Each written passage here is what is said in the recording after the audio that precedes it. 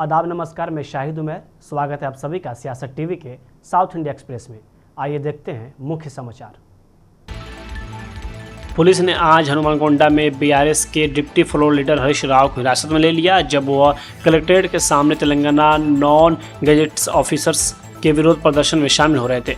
पूर्व मंत्री एरेबल्ली दयाकर, पूर्व विधायक रास्यम विनय भास्कर और बीआरएस के अन्य नेताओं को भी हिरासत में लेकर हनुमानगोंडा सूबेदारी पुलिस स्टेशन ले जाया गया।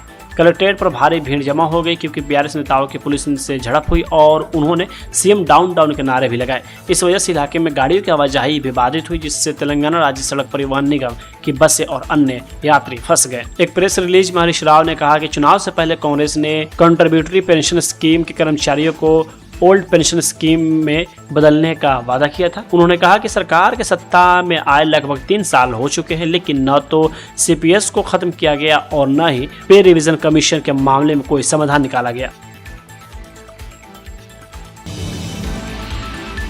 तेलंगाना के मुख्यमंत्री रेवंत रेड्डी ने आज हैदराबाद के मीर आलम टैंक का औचक निरीक्षण किया। सोशल मीडिया पर शेयर किए गए वीडियो में मुख्यमंत्री स्काई लिफ्ट पर सवार होकर निर्माण कार्य का जायजा लेते हुए दिखाई दे रहे हैं। उन्होंने झील के आसपास चल रहे विकास कार्यों का निरीक्षण किया। यह निर्माण कार्य मोसी river front development corporation limited की देखरेख में किया जा रहा है। निरीक्षण के बाद रेड्डी ने जोर दिया कि टैंक को इस तरह से विकसित किया जाए कि बेहतरीन डिजाइन से पर्यटकों को आकर्षित किया जा सके। अधिकारियों ने एक फोटो प्रदर्शनी के जरिए चल रहे कामों के बारे में जानकारी दी। योजनाओं की अच्छी तरह से समीक्षा करने के बाद मुख्यमंत्री ने अधिकारियों को सुझाव दिए। उन्होंने जोर दिया कि काम तय समय सीमा के भीतर पूरी किए जाए। अधिकारियों से कहा कि वे टैंक में सीवेज का पानी जाने से रोकने के लिए उपाय करें। उन्होंने ये भी कहा कि नहर को चौड़ा किया जाना चाहिए ताकि टैंक से बाढ़ का पानी मूसी नदी में बह सके।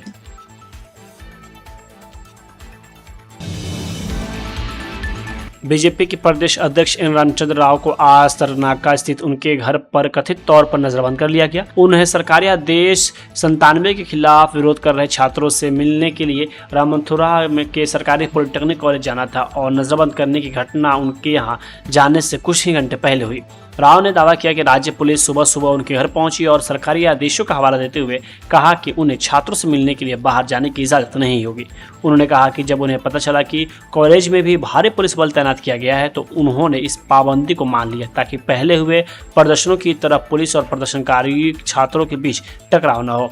राव ने बताया कि उन्हें पॉलिटेक्निक के छात्रों को बुलाया था जो पिछले हफ्ते बीजेपी के राज्य कार्यालय में उनके भूख हड़ताल वाले कैंप में आए थे और उनसे अपनी चिंताओं पर बात करने का अनुरोध किया था। उन्होंने आरोप लगाया कि कांग्रेस सरकार राजनीतिक नेताओं को छात्रों से मिलने या बातचीत करने से रोक रही है और सरकार आपातकाल जैसी सोच के साथ राज्य चला रही है। –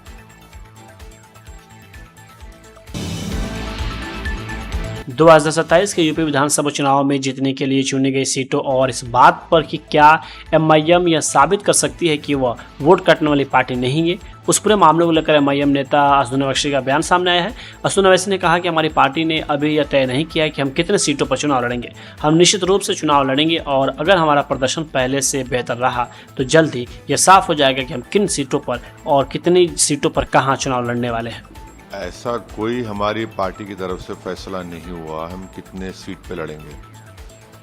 चुनाव तो ज़रूर लड़ेंगे और पहले से अच्छा चुनाव लड़ेंगे, तो ये बहुत जल्दी हो जाएगा कि सीट कौन सी होगी, कहाँ से लड़ेंगे, कितना नंबर होगा।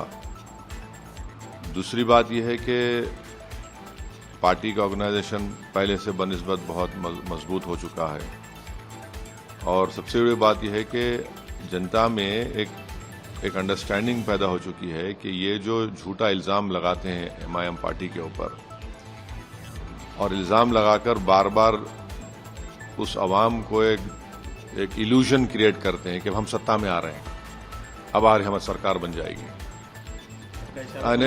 सुनिए सरकार बन जाएगी और हमेशा सेकुलरिज्म की दुहाई देते हैं। वो सेकुलरिज्म जो जिसका हकीकत से कोई ताल्लुक ही नहीं है। तो अब जनता जान चुकी है कि ये सब झूठे वादे, ये फरेब, ये चलने वाला नहीं है और वो एक फैसला कर चुके हैं कि अब की बार हमको अपनी पॉलिटिकल लीडरशिप को मजबूत बनाना है और एक एमआईएम पार्टी एक विकल्प के तौर पर, एक स्ट्रांग विकल्प के तौर पर वहाँ पर और मजबूत हुई है। और बिहार के चुनाव ने तो इस सोच को और मजबूती दे दी, तक़वियत दे दी बोलिए। कि बिहार के चुनाव के बाद तो सब यही बोल रहे थे ना, तो क्या हुआ फिर, कहाँ रोक पाए वहाँ पर एनडीए को। तो ये सब चीज़ें हैं, हमारी कमजोरियां हम उसको दूर कर रहे हैं और हमको लगता है कि आने वाले विधानसभा के चुनाव में एमआईएम पार्टी के कई विधायक इंशाल्लाह कामयाब होंगे। समाजवादी पार्टी कहती है कि एमआई कांग्रेस अध्यक्ष मल्लिकार्जुन खड़गे ने कहा कि भारत से नेपाल गए कई पर्यटक लापता हैं, हमें इसका बहुत दुख है। मैं प्रधानमंत्री से अपील करता हूं कि वे उन परिवारों की मदद करें जिनके रिश्तेदार लापता हैं या जिनकी मौत हो गई है। लापता भी है और मर भी गए हैं, इसीलिए हमें तो बहुत बड़ा दुख हुआ है, क्योंकि ऐसे दुख के समय हम सब लोग एक होकर उनकी मदद करना चाहिए। मैं प्राइम मिनिस्टर से भी अपील करता हूं कि वो ऐसे घड़ी में उन लोगों को मदद करें जो लोग लापता है, जो लोग मर गए हैं, जिनका कोई एड्रेस नहीं है, और जो फैमिली के लोग आज परेशान हैं, उन परेशानियों को दूर करने के लिए उन्हें पूरी मदद करना चाहिए। मैं इसके लिए खत भी लिख रहा हूँ और जिस जिस जगह वो गायब है वो ढूंढ ढूंढ के उनके फैमिलीज को पहुँचाना वो काम करना चाहिए, ये मेरा अपील है। नागेंद्र राजीनामे ಗೊತ್ತಾಯ್ತಾ ಇದ್ದಾರೆ ಸರ್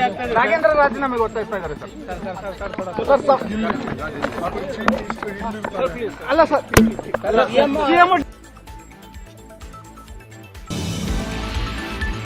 कर्नाटका के मुख्यमंत्री डीके शिवकुमार के दिल्ली दौरे पर बीजेपी ने निशाना साधा है। बीजेपी एमएलए महेश ने डीके शिवकुमार पर निशाना साधते हुए कहा कि वो दिल्ली आलाकमान से गए हैं और वहां से इस्तीफे की बात जरूर करेंगे। इसी के साथ उन्होंने और भी कई मुद्दों पर कांग्रेस को घेरने की कोशिश की है।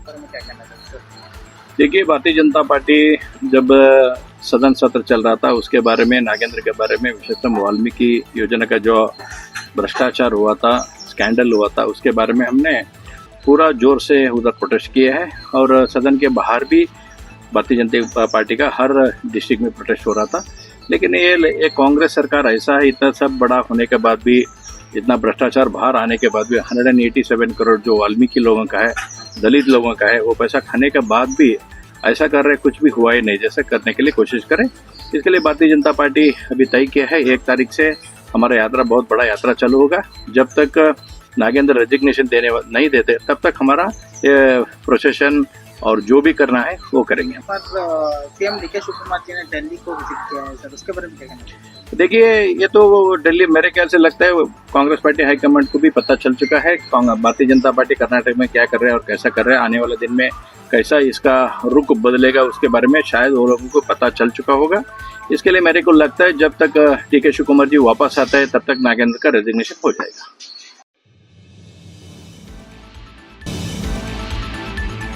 बेलगावी अर्बन डेवलपमेंट अथॉरिटी के चेयरमैन का पद संभालने पर बेलगावी नॉर्थ के विधायक राजू सैथ ने कहा, मैं अपनी पार्टी और मुख्यमंत्री डीके शिवकुमार द्वारा मुझे सौंपी गई जिम्मेदारी को स्वीकार करता हूं। मैं बेलगावी को साफ सुथरा और सुंदर शहर बनाने की कोशिश करूंगा।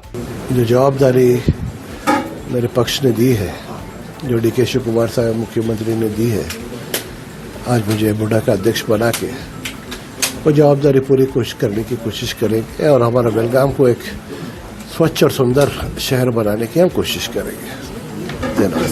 पूरे साउथ कर्नाटका से एक माइनॉरिटी मिनिस्टर का एक डिमांड था, वो फुलफिल नहीं कर पाए, उसके लिए क्या कहेंगे? हमारे काफ़ी माइनॉरिटी के सीनियर्स हैं जो अलग अलग तरफ स्टेट में हैं और अवकाश तो सिर्फ 34 लोगों की होती है, उसमें माइनॉरिटी का एक कोटा होता है, वो सीनियर्स को दिए हैं, आगे चल के जो होगा देखे जाएंगे। अभी आप संतुष्ट हैं?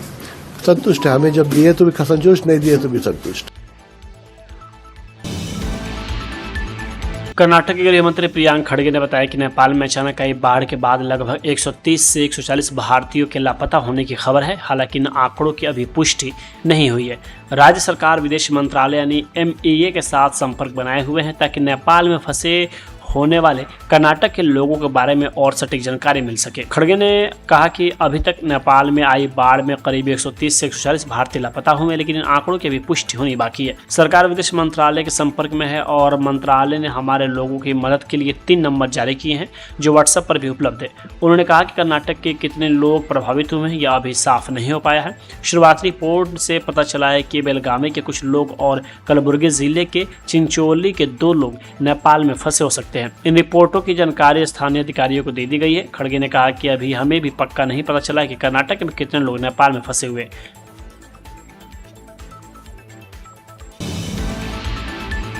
कांग्रेस के सीनियर नेता और राज्यसभा सांसद पी चिदम्बरम ने आज मॉनसून सत्र के दौरान संसद के कामकाज की आलोचना की।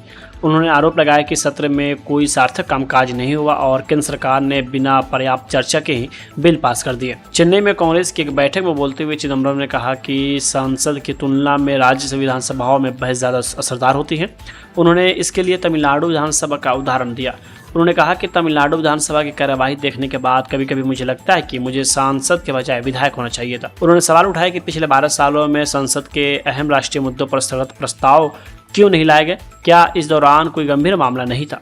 मॉनसून सत्र का जिक्र करते हुए उन्होंने आरोप लगाया कि दिल्ली में छात्रों के विरोध प्रदर्शन जिसमें पुलिस की कार्रवाई हुई और एक छात्र की आंख की रोशनी चली गई पर स्थगन प्रस्ताव के जरिए चर्चा नहीं की गई। चिदम्बरम ने बिना उचित चर्चा के 12 बिल पास किए जाने की भी आलोचना की और कहा कि दिन ब दिन संसद मजाक और हंसी का पात्र बनती जा रही है। केंद्रीय मंत्री किरण रिजिजू ने कहा कि मोदी सरकार ने इसकी शुरुआत 2014 में ही कर दी थी।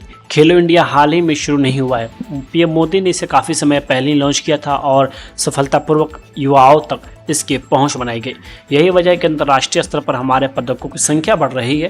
पहले हमें 1 या 2 पदक जीतने के लिए भी संघर्ष करना पड़ता था, लेकिन अब भारतीय खिलाड़ी हर प्रतियोगिता में कई पदक जीत रहे हैं। ये तो सरकार मोदी जी ने 2014 से ही शुरू किया है। खेलो इंडिया तो अभी लॉन्च नहीं किया। खेलो इंडिया तो बहुत पहले ही मोदी जी ने लॉन्च करके युवाओं के बीच में पहुंच चुके हैं। तभी तो इंटरनेशनल लेवल में हमारा मेडल्स बढ़ रहे हैं। पहले तो हम मुश्किल से 2 मेडल मिलते थे। अब तो हम हर कंपटीशन, चाहे वो कॉमनवेल्थ हो, चाहे ओलंपिक्स हो, एशियन गेम्स हो, अब तो मल्टीपल मेडल्स जीतते हैं इंडियन प्लेयर्स। ये तो बहुत फक्र की बात है। Thank you.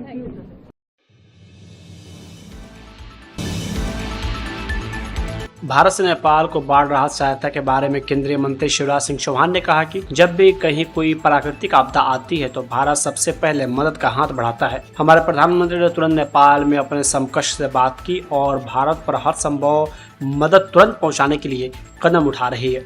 हमारी सर्वोच्च प्राथमिकता लापता भाई बहनों का पता लगाना और नेपाल में प्रभावित परिवारों को हर संभव सहायता पहुंचाना है। लेकिन जब भी कोई प्राकृतिक आपदा कहीं आती है तो सहयोग के लिए भारत सबसे पहले हाथ बढ़ाता है। हमारे प्रधानमंत्री जी ने भी तत्काल नेपाल के प्रधानमंत्री जी से बात की और भेजने का काम भारत कर रहा है। हमारी पहली प्राथमिकता है कि वो जो लापता भाई बहन हैं उनको ढूंढ निकालें और नेपाल में जो पीड़ित परिवार भाई और बहन हैं उनको हर संभव मदद पहुंचा सकें। भारत कोई कसर नहीं छोड़ेगा। प्याज और चीनी का दाम पर बहुत